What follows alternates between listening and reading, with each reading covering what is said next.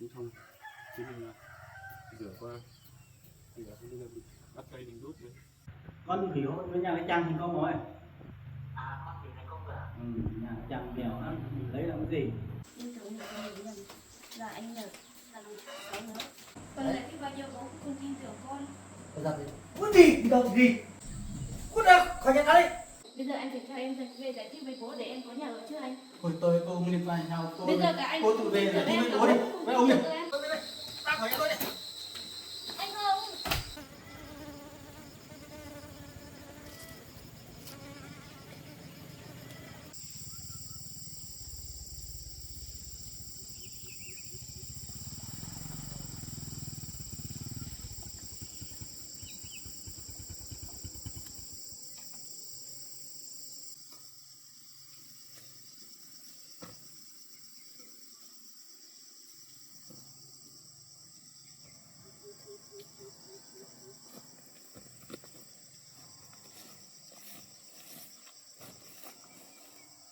Này mình bốc chỗ cây này thì mình làm cái bàn thái, không để đây sợ mốc hết.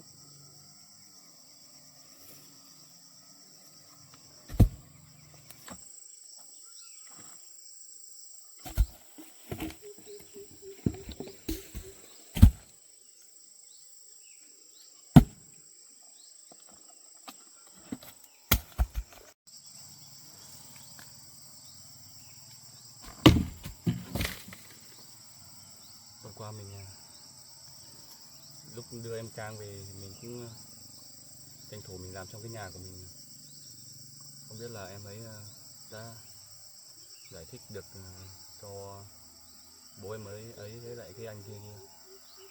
Chứ mình cũng không muốn đi sâu vào chuyện gia đình của em ấy. Sợ càng vào sâu lại càng hiểu lầm nhiều.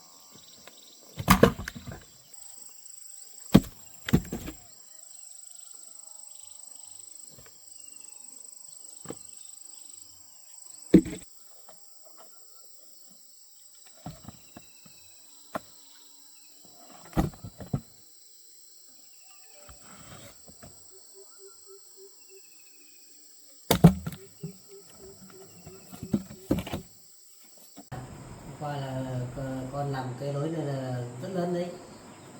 Bây giờ là con là theo bố đi xin lỗi Hùng xem. Bây giờ anh Hùng không lấy con chẳng xin lấy cho anh Hùng hết rồi. Bây giờ bố muốn xin lỗi thì bố các tự đi đi. Con theo bố đi làm gì nữa. Đấy, làm cho nên mất mặt của bố lắm rồi đấy. Đấy bố cũng thấy rồi đấy. Anh Hùng bảo hai người đi đón con về làm xin lấy trước. Nhưng mà bố với anh lại hiểu nhầm bảo là con đi theo trai. Con giải thích bao nhiêu bố với anh đều hiểu nhầm con giải thích bao nhiêu bố với anh cũng không Cái tin gì tưởng hiểu con. nhầm nữa. Rõ ràng là đi theo trai rồi, cả đêm rồi, sắp đến ngày cưới rồi, cũng còn đi theo trai nữa. Còn may mà có anh Nhật là người tốt, con giúp đỡ con đưa con về đến tận nhà. Nếu không bây giờ chả biết con bị như thế nào nữa. Giải thích bao nhiêu anh và bố đều không tin con hiểu nhầm là con đi theo trai nữa. Không nói gì nữa. Con đi theo bố thì xin lỗi Hùng thôi. Bố thích đi thì bố tự đi một mình đi. Thôi Con đi, không nói gì nữa, làm thế này mất mặt của bố lắm. Đi. Con không đi đâu, bố đi đi. Con không đi đâu. Không làm thế này là mất mặt của bố lắm. Theo bố đi xin lỗi Hùng đi. Không làm thế này mất mặt anh em làm đó lắm. Đi, con có lỗi rồi thì không đi. Con phải xin lỗi. Anh không bỏ con, có phải con bỏ anh không đâu. Đi xin lỗi Hùng đi. Bố muốn đi thì bố tự đi đi. Con không xin lỗi đâu. Đúng là cái con gái như thế này. Thôi, mày còn đi tao có đi. Đúng là đứa con gái này làm cho bố mất mặt lắm.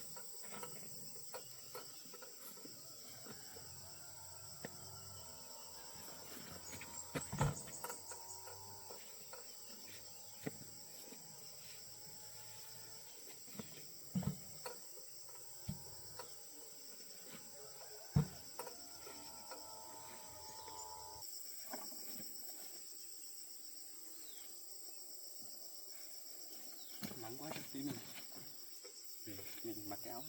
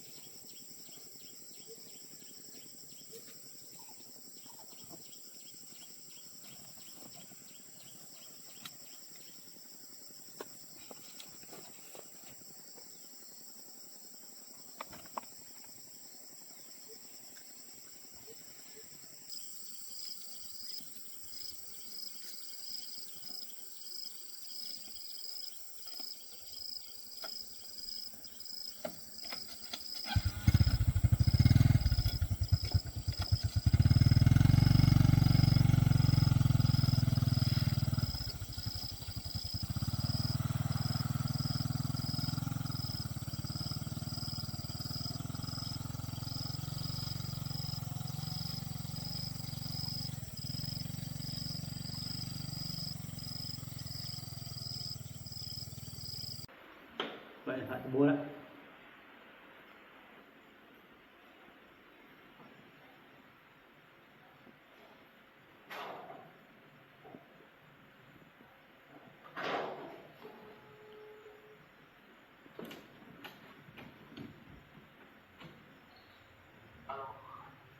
Ơ bố à, Ừ đúng rồi.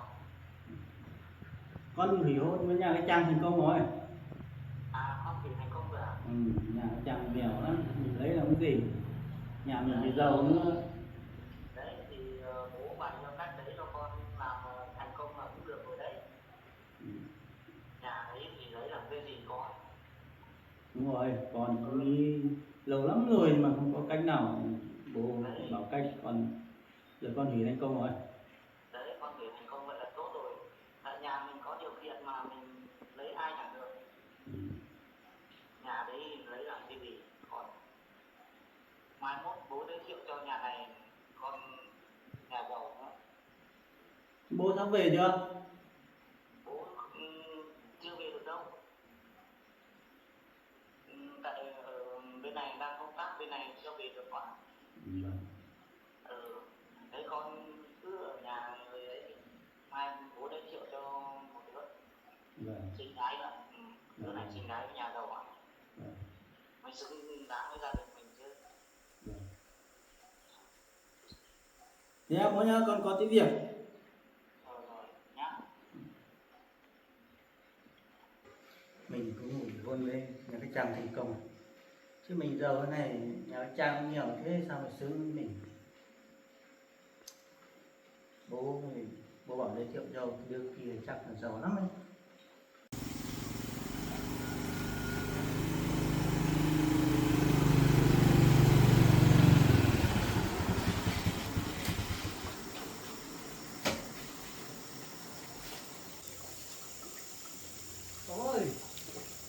Ông ơi, chào con ơi. Ông bên đây làm cái gì ấy? Qua có cái việc là muốn về làm ký với con. Ông việc gì đâu mà bảo đâu, qua đã nói hết chuyện rồi mà. Có một tí muốn về là làm ký với con cho nó làm nhau. Thế ông bên đây ngồi đây, ông có chuyện gì nói với tôi.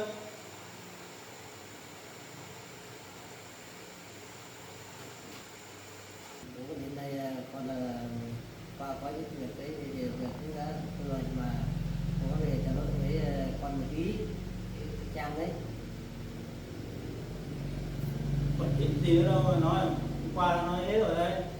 Con à, bố về đến đây là xin lỗi với con là con gái của bố đấy, cái Trang đấy.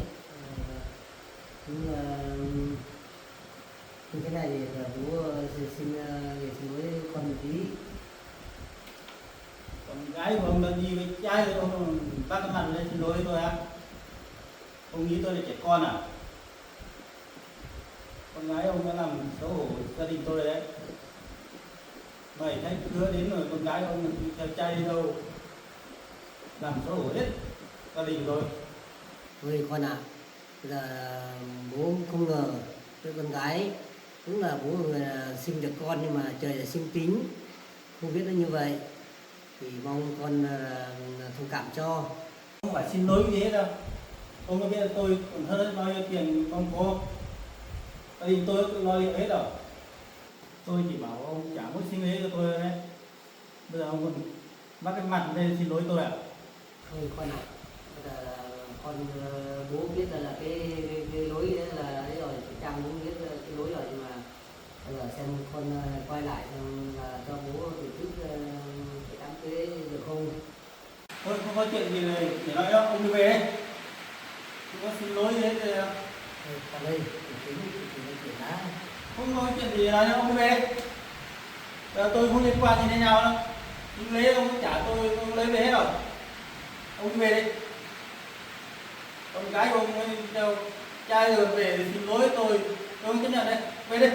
Ông còn đi về à? Ông ngồi đây à? Ông đi về đi. Ôi từ đã con. Ôi từ Ông đã, tự nhiên từ đã. ông đi về đi ra khỏi tôi đi. Về đi. Ôi con ơi, con từ từ suy nghĩ nhá. Ông đi về đây không phải suy nghĩ hết. Tôi không biết xin gì ông nữa đâu. Ông đi về đây. Nhanh đi, ông về nhanh đi. Cuối cùng người ông này giờ cũng giải quyết xong với gia đình ông ấy nhẹ hết cả này. Mình chủ yếu làm cho gia đình kia mất mặt. Thì gặp tôi đây mày phải lấy được chồng.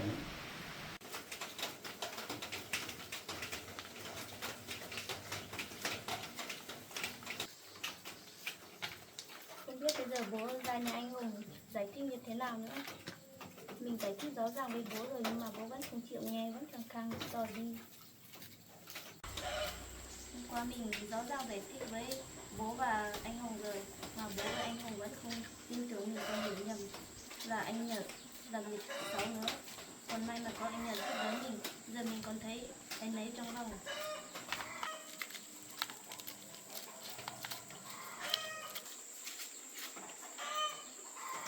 Hôm nay mình vừa đi bể ngô về, giờ mưa ướt hết cả áo, thay áo ra.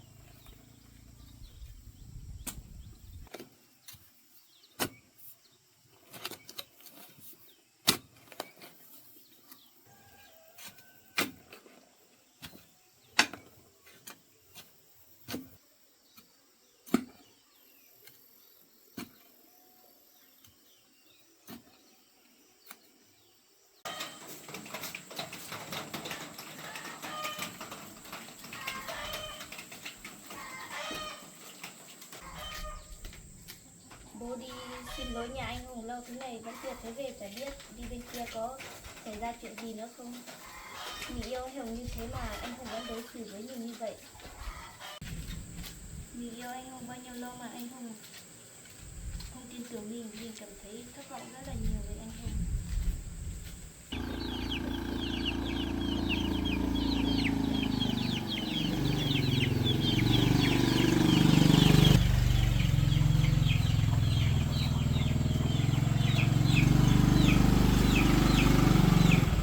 Bố đi về rồi à? Sao bố đi lâu thế?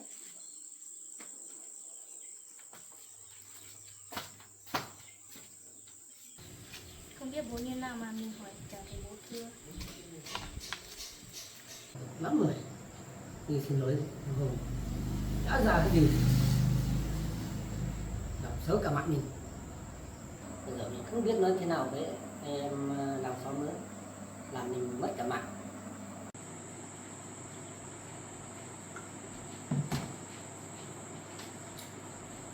Bố ơi, bố đi nhà anh Hùng xin lỗi như thế nào rồi ạ?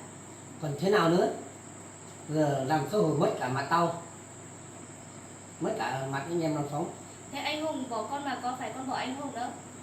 Tại mày đấy, rõ ràng như thế này rồi còn đi với trai nữa. Mọi chuyện diễn ra như thế nào con đã giải thích với bố với anh Hùng, nhưng mà bố với anh Hùng không chịu tin con, còn nhầm bảo là con đi với trai nữa. Người ta sắp cưới đến nơi rồi còn lại đi với trai, làm xấu cả mặt tao. Con giải thích bao nhiêu bố cũng không tin tưởng con. Rõ ràng là như thế, nhưng mà nó còn đi theo trai à? Bảo tao tin mày à? Con Đấy. giải thích bao nhiêu bố cũng không tin tưởng con. Bây giờ thì muốn đi đâu thì đi.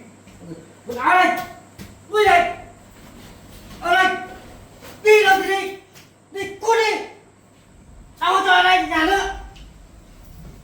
Gái như thế nào, tao không tin mày nữa, cút được khỏi nhà tao đi. Bố không. Tao không dùng cái gái này nữa. Bây giờ bố lại đuổi con đi nếu con. Đi nhanh đi, bây giờ tao không dùng nữa, không cho ở đây nữa, ra khỏi nhà tao.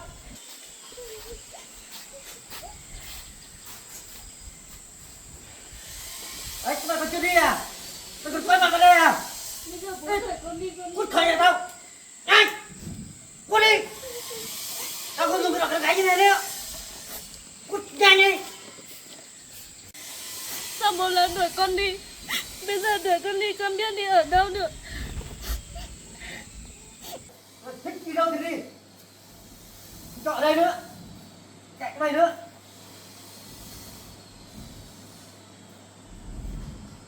Tao không cần đứa con gái như thế mày.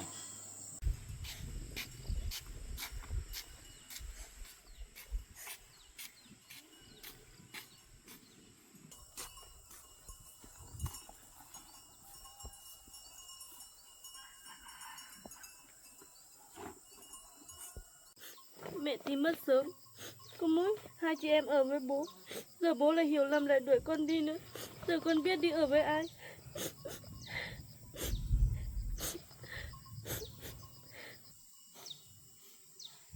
Là mình đi tìm anh Hùng giải thích.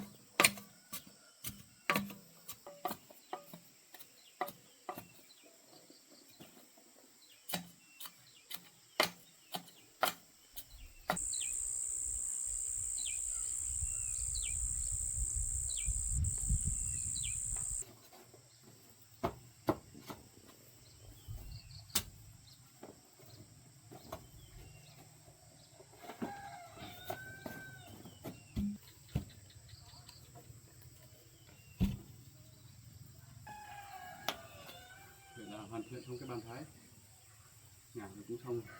Chứ mình rửa qua thì là bây giờ mình cắt cây mình đốt đây, xong ai làm cái lò nữa.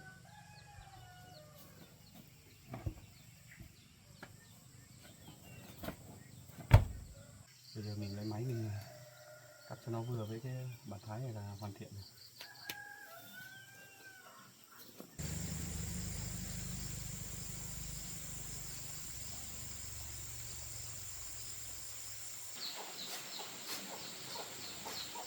Anh Hùng ơi, anh có ở nhà không? Không biết anh Hùng đi đâu rồi, ngồi đây chưa xem chú bác sĩ anh Hùng rồi.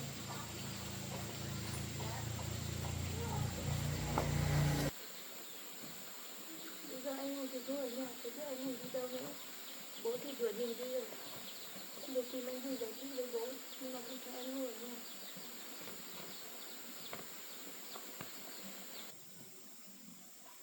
Bây giờ anh Hùng không ở nhà, không biết giải thích kiểu gì nữa. Mình cứ ngồi đây chờ xem kịch có thấy anh Hùng về không.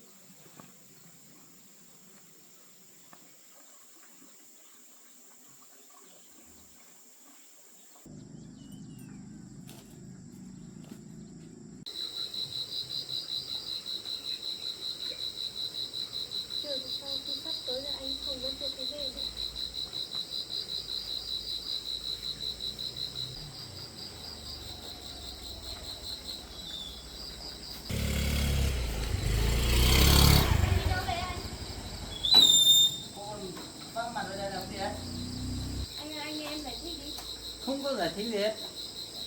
Em có làm sai chuyện gì đâu mà. Hôm nọ đã nói hết rồi. Cô với tôi không liên quan gì đến nhau nữa đâu. Cô đi về đi. Bây giờ cả bố cũng đuổi em đi nữa, bây giờ em về giải thích với anh, giờ anh cũng không cần em nữa, bây giờ em biết đi đâu được. Thế em đi gọi cái thằng nọ đón em đi ấy. Đấy là anh nhờ tốt mà có phải anh là người xấu đâu. Tôi không biết Mà đâu. anh còn hiểu nhầm là anh nhờ là người xấu nữa. Tôi không liên quan gì đến nhau đâu. Cô đi về đi. Cô đi về đi. Anh nghe em giải thích đi. Về đi. Không theo cô ra. Anh, Về.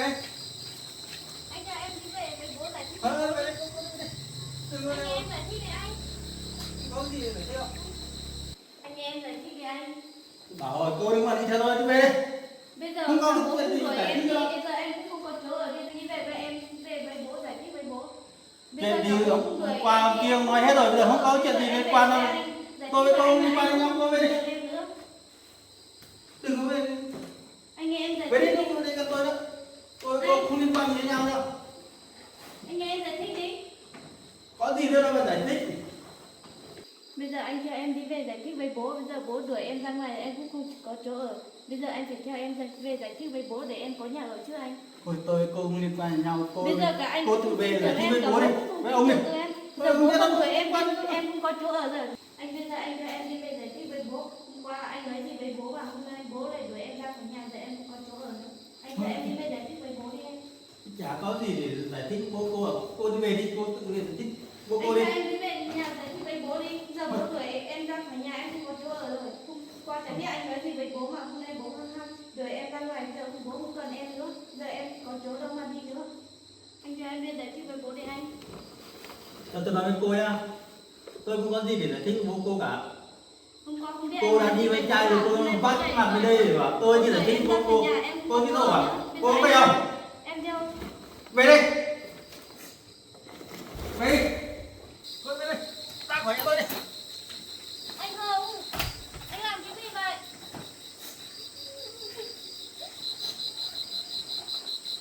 Anh Hồng ơi, mở cửa đi giải thích với bố em. Anh Hồng ơi. Anh Hồng.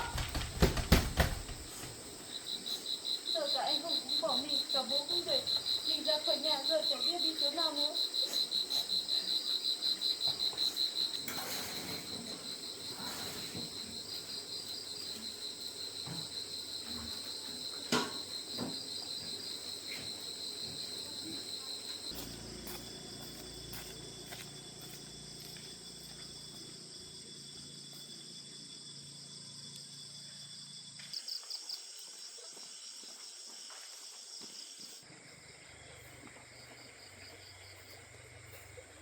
Cái nơi này chắc của người dân thôi, giờ thì tối rồi, nhưng mà cái chỗ ở nữa, phải tạm ở đây một đêm này.